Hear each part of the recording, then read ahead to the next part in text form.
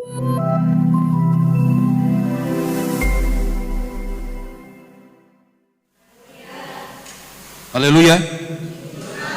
Shalom. Selamat pagi. Kita bersyukur Bapak Ibu Saudara yang terkasih buat hari ini ya, kita masih diberikan waktu kesempatan untuk kita ada di bait Tuhan, untuk kita memuji Tuhan, memuliakan Tuhan, mendengar firman Tuhan. Haleluya. Dan secara khusus saya juga bersyukur kepada Tuhan, saya berterima kasih kepada Tuhan oleh karena kasih-Nya, oleh karena anugerah-Nya, oleh karena jamahan-Nya, oleh karena kuasa yang luar biasa ya. Walaupun memang sampai sekarang belum sempurna kesehatan saya ya, tadi malam saya pikir ya, kok saya seperti enggak lemah lagi saya pikir, tapi Tuhan pasti tidak akan pernah membiarkan setiap orang-orang yang percaya untuk tetap berharap kepada Dia. Saya berdoa, Tuhan tolong besok saya melayani Tuhan, beri kekuatan, jamah saya Tuhan. Saya bersyukur ya buat saudara-saudara yang sudah mendoakan saya ya, doakan saya terus. Kami sebagai hamba Tuhan, kami juga manusia biasa ya. Terlebih saat sekarang ini banyak sekali kami dengar ya, orang-orang mungkin karena cuaca atau apa itu ya, mengalami ya kurang enak badan ya, dalam keadaan sakit dan lain sebagainya ya. Tapi biarlah senantiasa kita tetap berharap kepada Tuhan, di samping juga kita harus tetap ya mengutamakan imun tubuh kita. Haleluya. Puji Tuhan, mari kita membuka Alkitab kita akan siapkan hati pikiran kita. Saudaraku yang terkasih, kita akan dengar firman Tuhan yang tentunya akan memberkati setiap kehidupan kita pribadi lepas pribadi. Haleluya. Di dalam Mazmur pasal yang ke-126 ayat 1 sampai kepada ayat yang ke-6.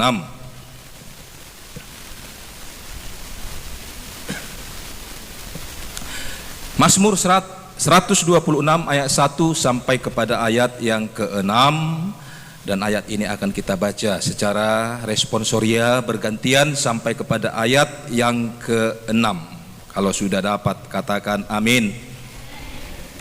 Haleluya. Demikian firman Tuhan. Pengharapan di tengah-tengah penderitaan, nyanyian ziarah ketika Tuhan memulihkan keadaan Sion, keadaan kita seperti orang-orang yang bermimpi.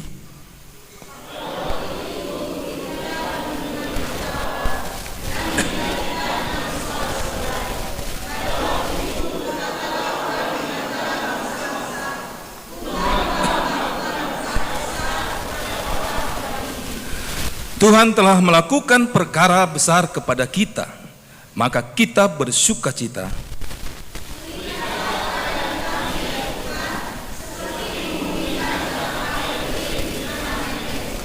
Orang-orang yang menabur dengan mencucurkan air mata akan menuai dengan bersorak-sorai.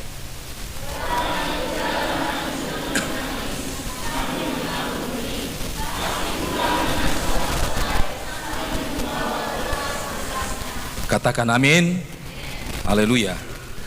Hari ini saya akan sampaikan kebenaran firman Tuhan ya, temanya adalah restoration ya, atau restorasi ya, restoration ya. Restoration ini artinya adalah mengembalikan kepada yang semula ya. Berarti itu sama artinya dengan pemulihan ya, pemulihan. Semua kita butuh pemulihan, amin. Semua kita butuh pemulihan, amin. Kenapa saudaraku kita butuh pemulihan? Karena di dalam hidup kita ini kita tidak akan pernah terlepas dengan apa yang namanya masalah ya, apa yang namanya persoalan, apa yang namanya gangguan-gangguan ya, itu ada dalam kehidupan kita.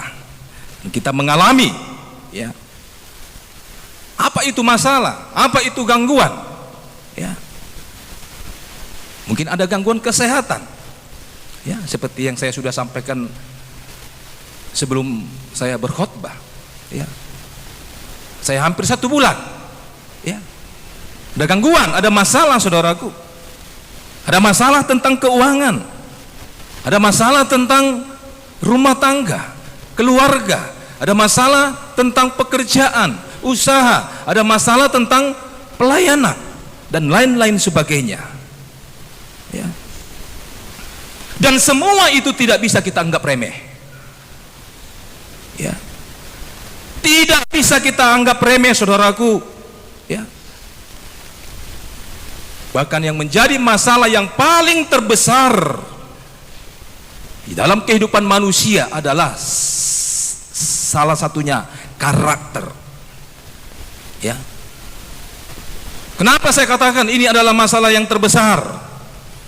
Karakter ini menyangkut segala sesuatu, berhubungan dengan segala sesuatu, berkaitan dengan segala sesuatu. Saya pun hari ini bisa melayani Tuhan, kalau bukan karena juga saya mempunyai karakter, saudara pasti tidak akan pernah mau datang. Jadi ada kaitan dengan karakter. Ya.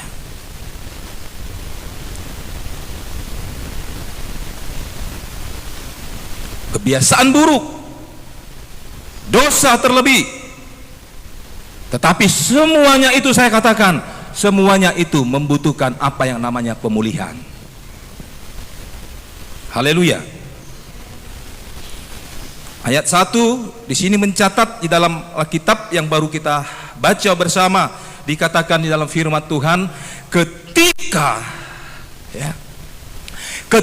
Tuhan memulihkan keadaan Sion. Ketika Tuhan memulihkan keadaan Sion. Jadi sangat jelas saudaraku bahwa perikop ini tentu bicara tentang pemulihan bagi Sion.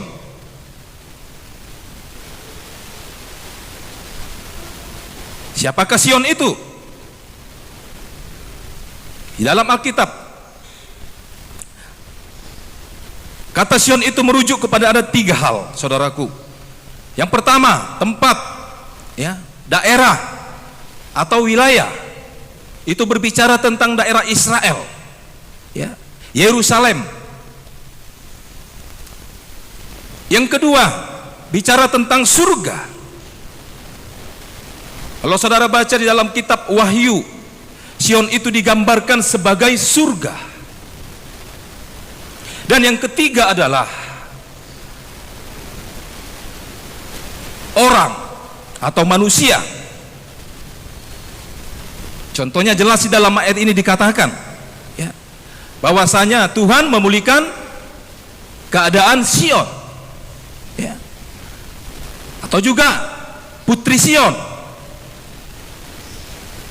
merujuk kepada individu, kepada orang, kepada manusia. Tetapi di dalam pasal ini secara khusus ini merujuk kepada orang atau kepada manusia, ya,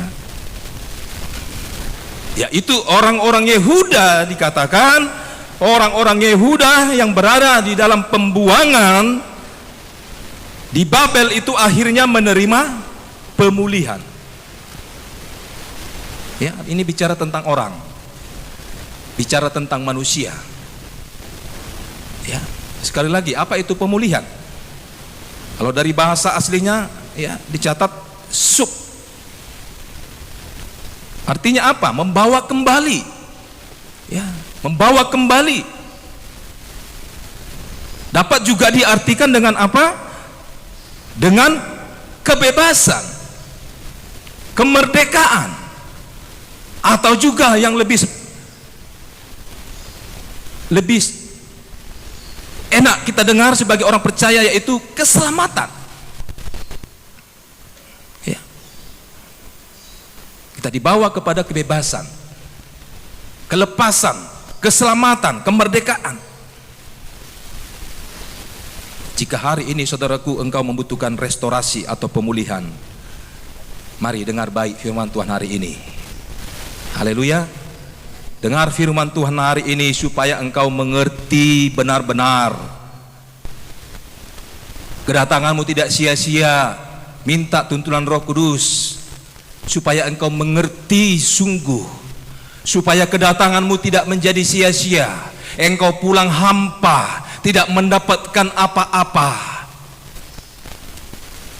Mengertilah engkau akan firman Tuhan, terima firman Tuhan, supaya hidupmu dipulihkan. Haleluya. 3 hal yang saya akan sampaikan tentang pemulihan hari ini, saudaraku yang terkasih. Yang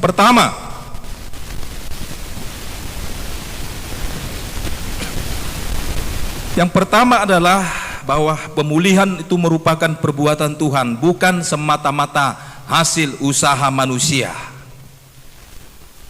Haleluya. Ini yang pertama. Pemulihan itu merupakan suatu perbuatan Tuhan.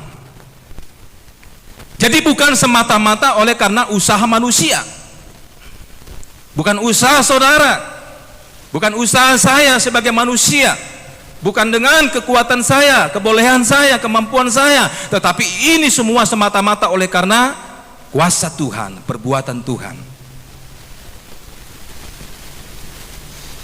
Dalam ayat yang pertama dikatakan bagian A, ketika Tuhan memulihkan keadaan Sion. Ya, jelas di sana tercatat ketika Tuhan, bukan ketika manusia, bukan ketika orang-orang Sion, orang Yehuda, orang Israel, tetapi ketika Tuhan memulihkan keadaan Sion. Berarti siapa yang memulihkan Sion? Tuhan. Bukan mereka sendiri yang memulihkan, tetapi Tuhan yang bekerja. Semua itu atas dasar perbuatan Tuhan yang luar biasa, yang dahsyat bagi orang Sion, keadaan Sion. Siapa yang mampu memulihkan saudara? Siapa yang mampu memulihkan keadaan keluarga saudara, usaha saudara, pekerjaan saudara, kesehatan saudara, kalau bukan karena Tuhan?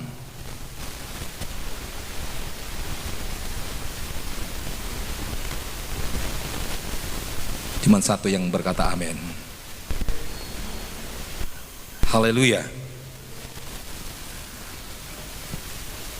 Sering sekali saudaraku, kita sebagai manusia itu, kita hanya berusaha untuk mencari-cari cara bagaimana supaya hidup kita dipulihkan. Kita cari terus cara-cara bagaimana keadaan kita, keluarga kita, usaha kita, pekerjaan kita itu bisa dipulihkan. Kita mencari-cari manusia, kita mencari-cari oknum yang bisa memulihkan keadaan kita yang mungkin sedang rusak, keadaan kita yang rusak, rumah tangga kita yang sedang rusak. Kita cari orang-orang.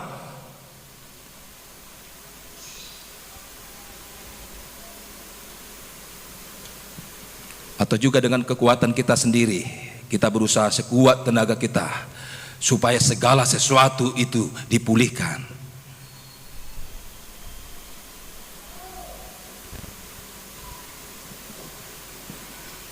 Kita berusaha supaya pekerjaan kita itu dipulihkan, sifat kita dipulihkan. Tapi ingat saudaraku satu hal, ya, tidak ada pemulihan yang sempurna jika bukan Tuhan yang mengerjakannya. Haleluya. Ya. Jadi butuh campur tangan Tuhan. Omong kosong saudara mau dipulihkan, saudara hanya berdoa kepada saya. Saudara tidak pernah berdoa kepada Tuhan. Saudara minta doa kepada saya, Om tolong doakan saya, doakan keluarga saya. Saudara saja yang nggak pernah berdoa minta pertolongan Tuhan.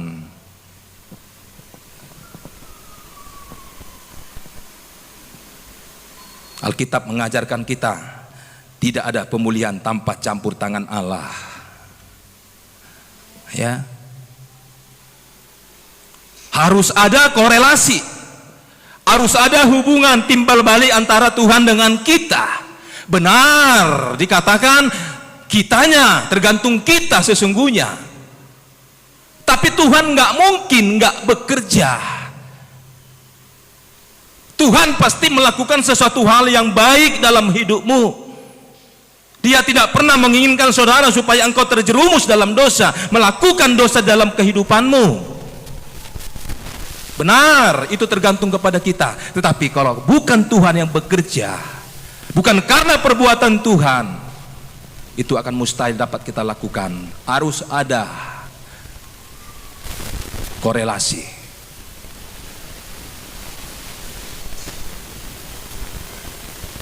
Makanya tanda salib, ya, ke atas dan ke bawah,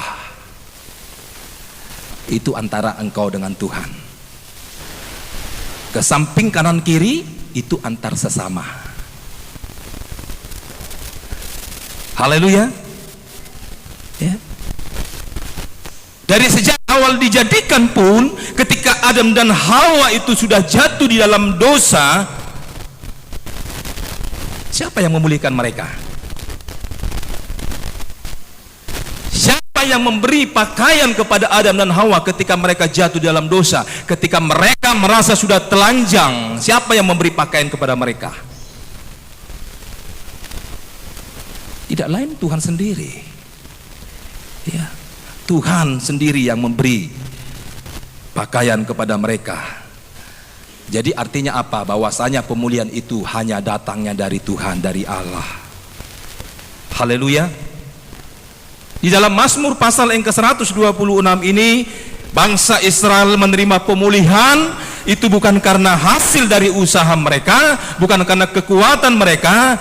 Sebagai tawanan kondisi mereka, seharusnya mereka sudah hilang harapan.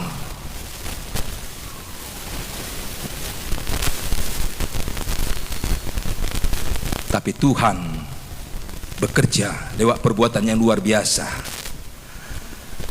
Akhirnya mereka menerima pertolongan Tuhan. Haleluya. Ya. Kenapa? Karena pertolongan itu memang datangnya dari Tuhan. Pemulihan itu hanya datangnya dari Tuhan.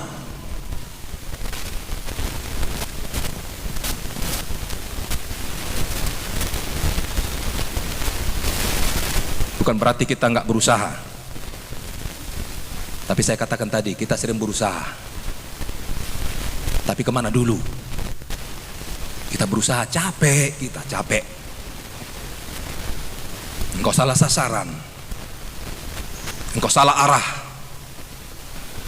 engkau salah tujuan.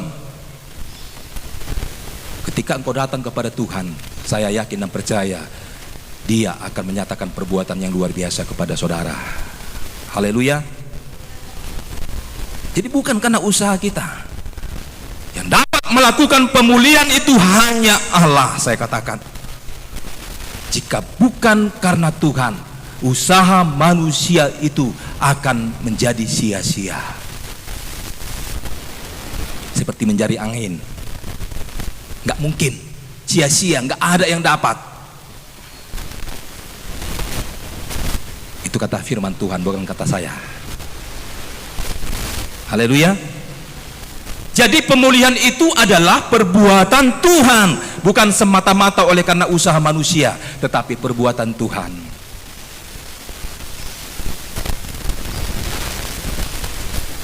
Yang kedua,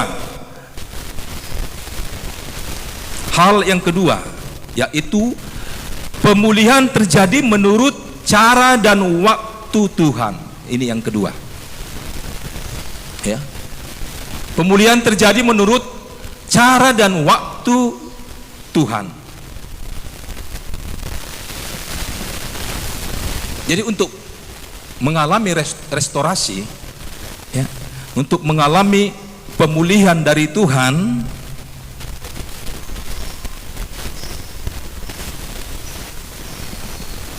semua harus kita berikan kepada Tuhan. Jangan setengah-setengah,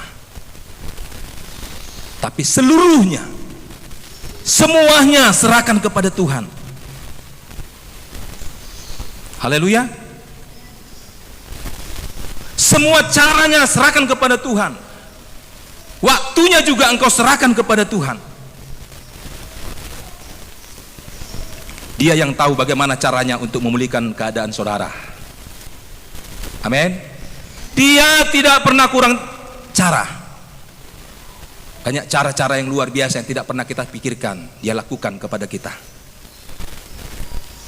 Dia juga tahu kapan waktunya saudara dipulihkan. Gak bisa kita paksakan Tuhan. Ada waktu yang dia sudah tentukan bagi saudara dan saya. Jadi serahkan sepenuhnya cara dan waktu itu kepada Tuhan.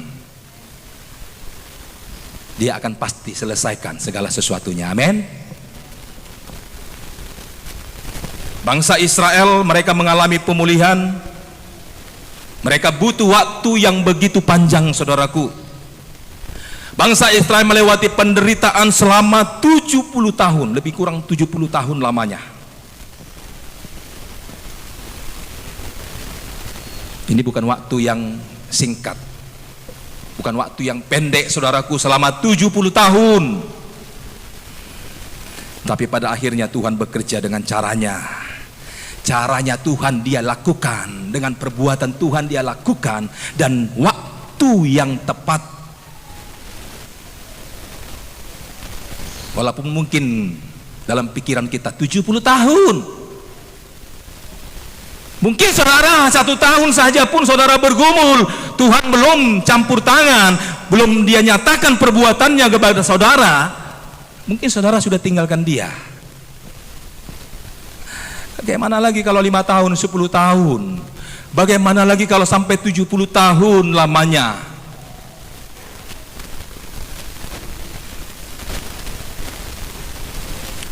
Tapi pada akhirnya Tuhan bekerja bagi bangsa Israel atau keadaan Sion dengan caranya dan waktunya Tuhan. Haleluya. Di saat Tuhan bekerja, mereka tercengang-cengang, dikatakan seperti orang-orang yang bermimpi. Itu dikatakan dalam ayat 1b. Ya. Saya ulang kembali, saya tidak baca tadi ayatnya. Dalam ayat 1b, keadaan kita seperti orang-orang yang bermimpi.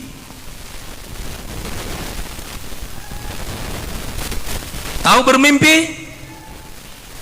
Terkadang kita heran, mimpi enggak ini saya ini? Nyata enggak ini? Betul enggak ini? Uang ada di hadapan saya, betul enggak ini?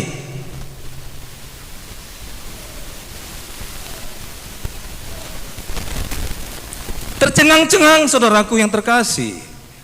Kita seperti bermimpi yang tidak mungkin pernah kita pikirkan, kita bayangkan, itu ada di hadapan kita. Kita dapat lihat dan nikmati.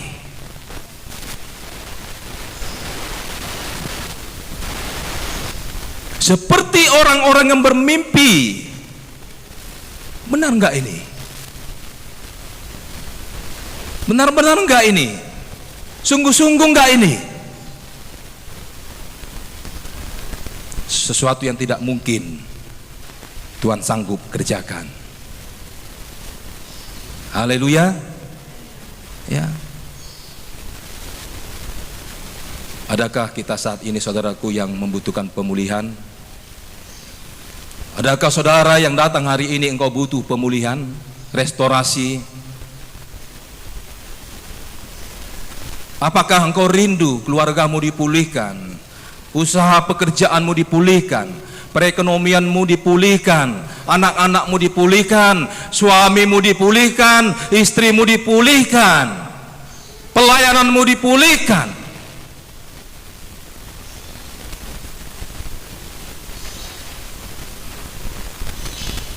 Yang menurut pikiran kita sudah tidak mungkin lagi bisa diperbaiki.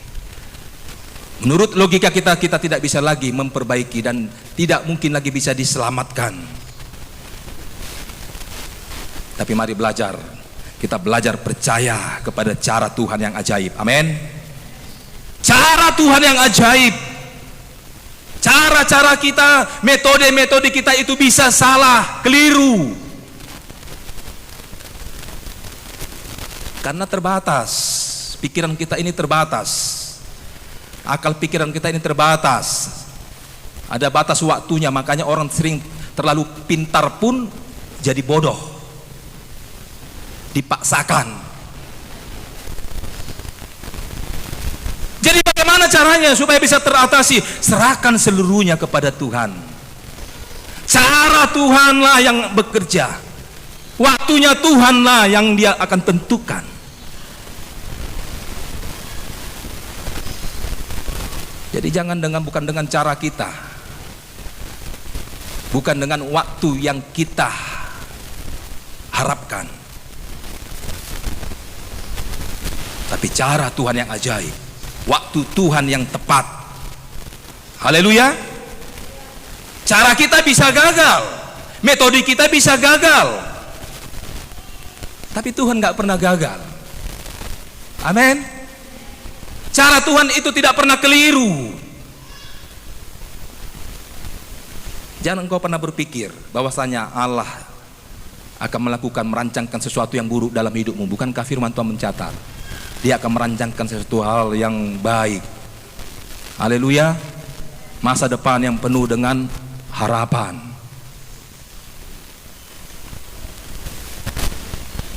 Dia tahu cara yang terbaik untuk memulihkan saudara. Haleluya.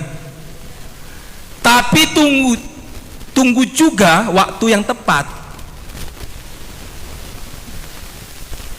Aku nggak mau Tuhan.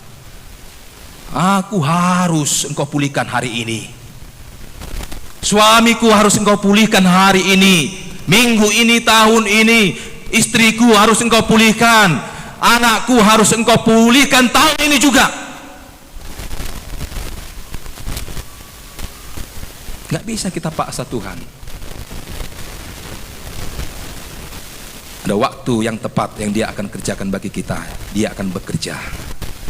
Haleluya. Dalam ayat yang kelima sampai kepada ayat yang keenam, saya baca firman Tuhan dalam Mazmur 126, dikatakan dalam firman Tuhan, orang-orang yang menabur dengan mencucurkan air mata akan menuai dengan bersorak-sorai. Orang yang berjalan maju dengan menangis sambil menabur benih pasti pulang dengan sorak-sorai sambil membawa berkas-berkasnya. Haleluya. Pada akhirnya kita akan menuai sorak-sorai dan kita akan membawa berkas-berkasnya. Kapan itu kita tidak tahu. Serahkan kepada Tuhan. Cara Tuhanlah yang bekerja, waktu Tuhanlah yang akan bekerja, bukan cara dan waktu kita. Dia tidak pernah terlambat. Dia tepat waktu. Dia mungkin tidak pernah cepat.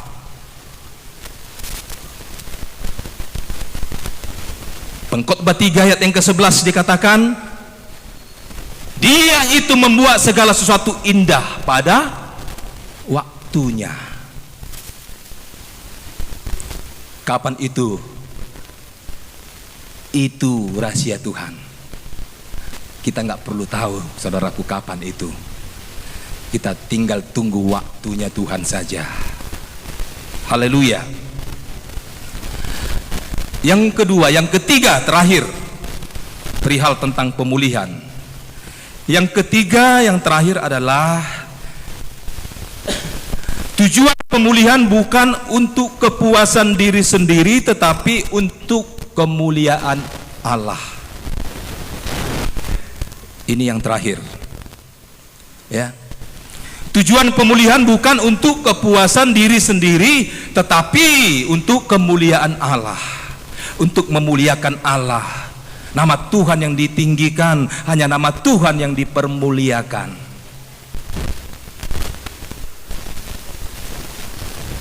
Ini hal yang paling sangat penting yang harus kita ingat. Amin. Bahwasanya tujuan Allah memulihkan kita adalah bukan untuk kepuasan diri kita semata,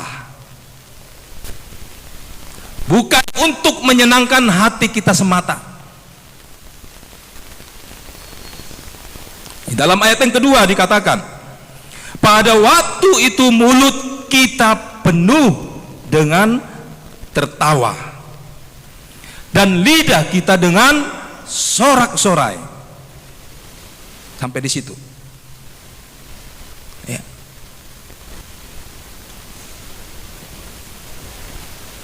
Jadi bukan hanya untuk kepuasan diri kita sendiri, kita dipulihkan, hidup kita dipulihkan, usaha pekerjaan kita itu dipulihkan, rumah tangga kita itu dipulihkan, anak-anak kita itu dipulihkan, kesehatan kita itu dipulihkan.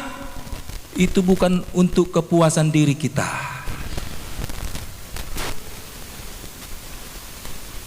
tetapi untuk kemuliaan namanya. Haleluya. Untuk kemuliaan nama Tuhan. Nama Tuhan yang dipermuliakan. Banyak orang senang dan bersuka cita saat dipulihkan. Ada di antara kita ketika dia dipulihkan dia bersungut-sungut? Pasti nggak ada. Jadi banyak sekali orang ketika hidupnya dipulihkan, segala sesuatunya dipulihkan, dia senang, dia bersuka cita.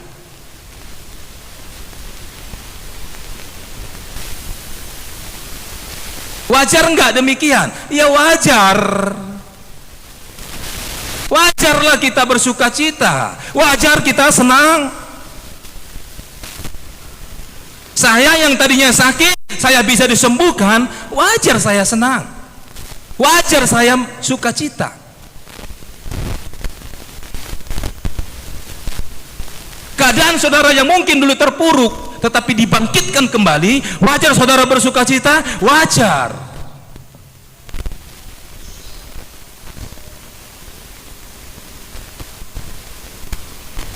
Yang tadinya ekonomi merosot dibangkitkan kembali. Wajarkah engkau senang dan bersukacita? Wajar, sangat wajar.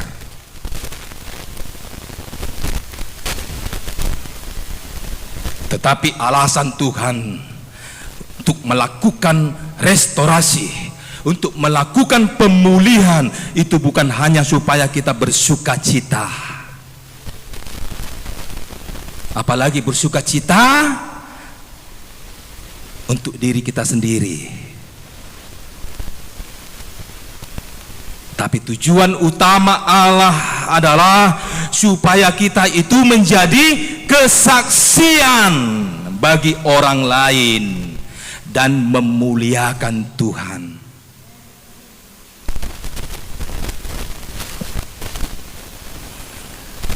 Saya baca kembali ayat yang kedua. Dari awal saya akan baca. Pada waktu itu mulut kita penuh tertawa dan lidah kita dengan sorak-sorai.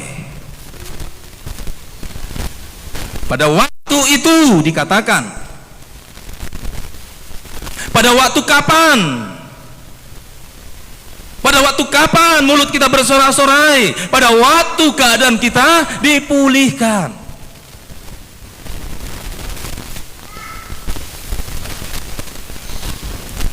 Mulut kita penuh dengan tawa.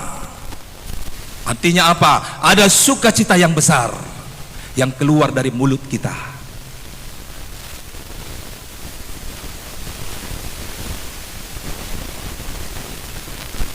Tapi apakah cukup sampai di situ? Hanya titik sampai di situ. Hanya engkau bersukacita saja, mulutmu bersukacita.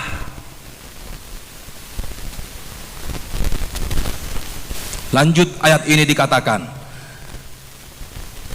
Saya baca, pada waktu itu mulut kita penuh tertawa dan lidah kita dengan sorak-sorai.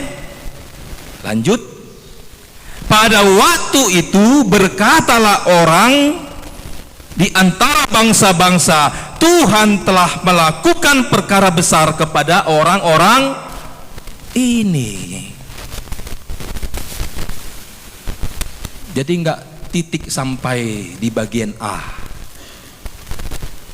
ada kelanjutan ayat tersebut ada. Jadi tidak titik sampai di situ. Ada ayat yang meneruskan, pada waktu itu berkatalah orang-orang di antara bangsa-bangsa, Tuhan telah melakukan perkara besar kepada orang-orang ini. Inilah sesungguhnya alasan Tuhan untuk melakukan restorasi. Ini tujuan Allah untuk melakukan pemulihan bagi saudara-saudara, bagi kita semua. Inilah tujuan utama Allah,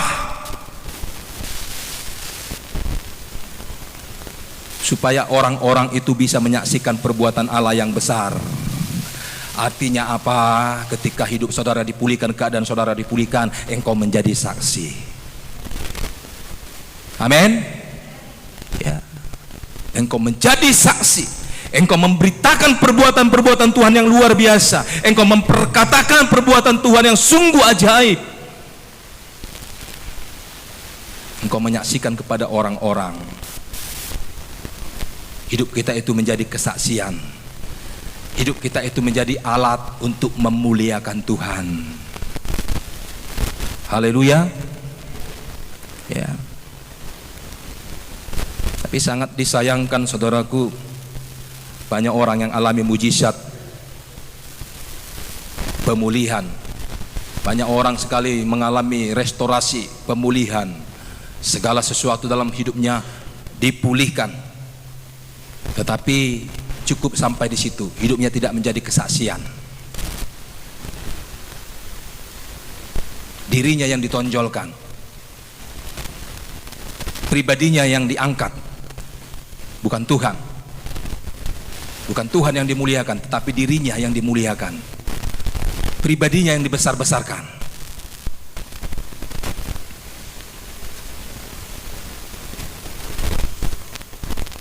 Situasi yang dipulihkan, saya katakan, itu tidak akan pernah berarti apa-apa. Gak ada artinya kalau tidak ada orang di dalamnya yang dipulihkan. Itu artinya ada saksi. Ketika Tuhan bekerja melakukan banyak mujizat, ada nggak orang memperhatikan? Ada nggak orang melihat? Ada orang nggak yang menjadi saksi? Banyak sekali. Akan sia-sia kalau Tuhan pun bisa memindahkan gunung, tetapi orang tidak bisa, tidak ada yang melihat, itu akan menjadi sia-sia.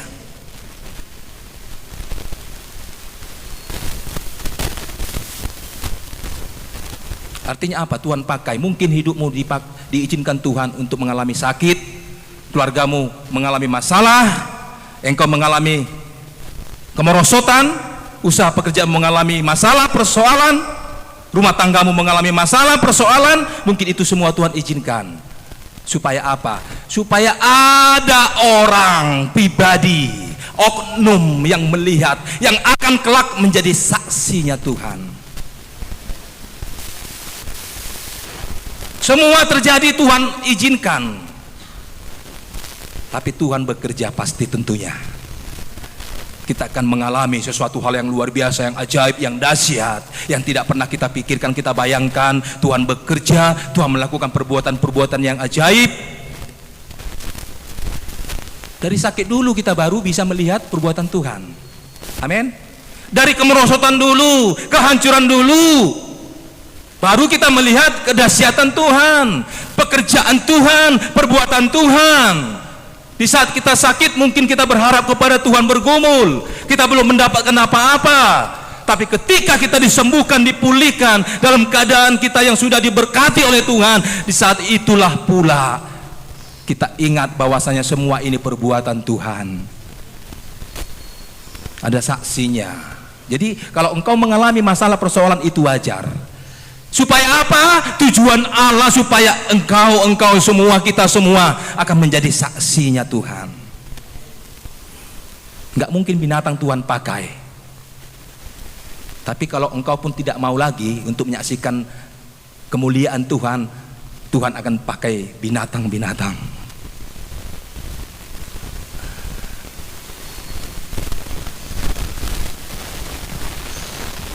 Haleluya.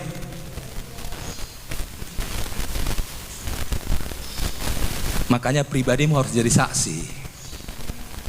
Jangan jadi batu sandungan. Jadi saksi dimanapun engkau ada. Jangan menjadi duri, jangan menjadi kerikil yang melukai orang. Saksikanlah apa yang engkau sudah peroleh dari Tuhan. Saksikanlah apa yang engkau dapatkan dari Tuhan. Saksikanlah apa yang engkau sudah alami dari kebaikan-kebaikan Tuhan. Nama Tuhan yang ditinggikan, nama Tuhan yang dipermuliakan. Bukan kitanya, tapi nama Tuhan. Semuanya untuk memuliakan Tuhan. Haleluya. Lewat kesaksian kita, lewat kehidupanmu, nama Tuhan yang dipermuliakan. Haleluya. Sebagai ayat yang terakhir di dalam Roma pasal yang ke-11 ayat yang ke-36. Saya rindu kita membaca bersama-sama. Roma pasal yang ke-11 ayat yang ke-36.